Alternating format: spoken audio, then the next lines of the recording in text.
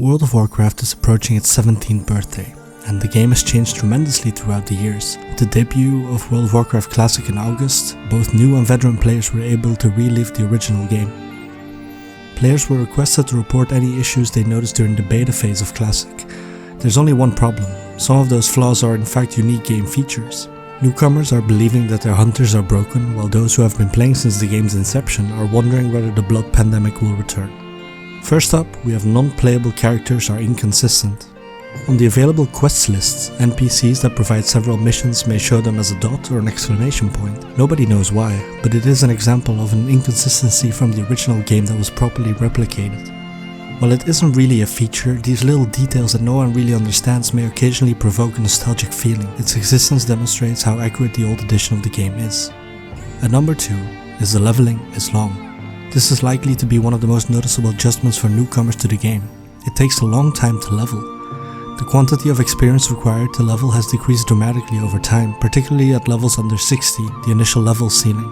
Blizzard wanted to enable players to proceed to new content without having to spend weeks leveling, therefore the time it takes to level has been steadily lowered.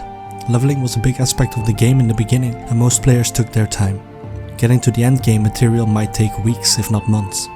Next, it's a game of chance when it comes to looting. Over the course of the game, looting has evolved significantly. Loot is now allocated to players on an individual basis.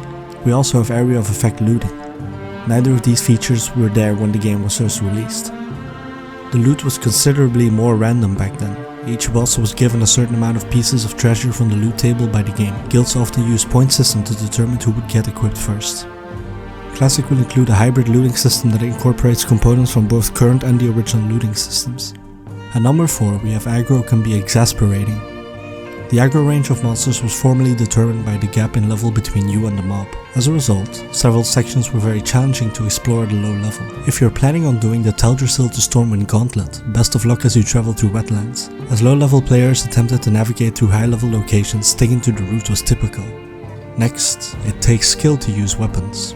You'll note that when you first start swinging a mace, particularly if you're a melee class, it gets parried a lot. This is due to the fact that all weapons in this version of the game had a talent that you had to level in order to use them successfully.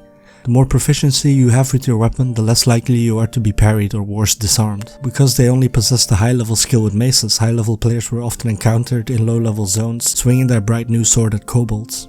At number 6, hunters must work to support and care for their animals. Hunters now start their trip across Azeroth with a companion. It wasn't always like this. A hunter did not have a pet until level 10, when they were required to obtain one via a series of tasks that taught them how to tame and care for their companion. Pet ownership isn't the only thing that has altered. To make your pet happier, you used to have to feed it. Hunters had to have a stock of sweets on hand since a pleased pet did greater harm. At number 7, players and NPCs that are afraid run very fast.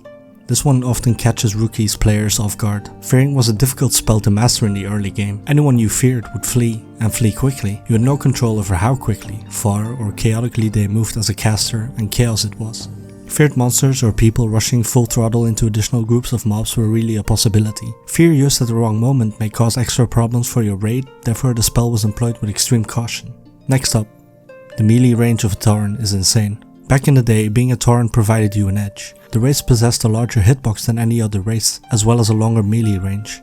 Their stature also caused some amusing problems, such as being unable to pass through certain doors and windows, yet being able to swing a mace through a pillar in arena battles. Watch two Taurens melee each other if you ever want to witness anything that sums up Taurens.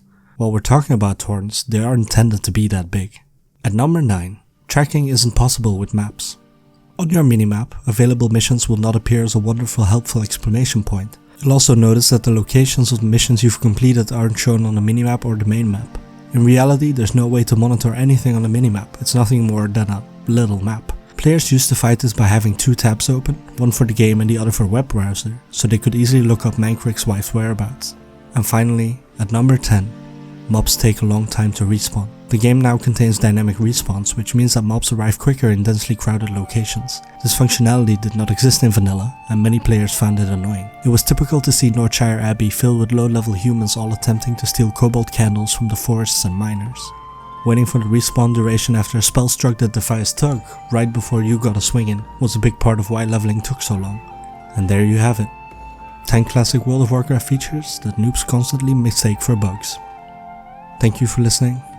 and I will see you next time.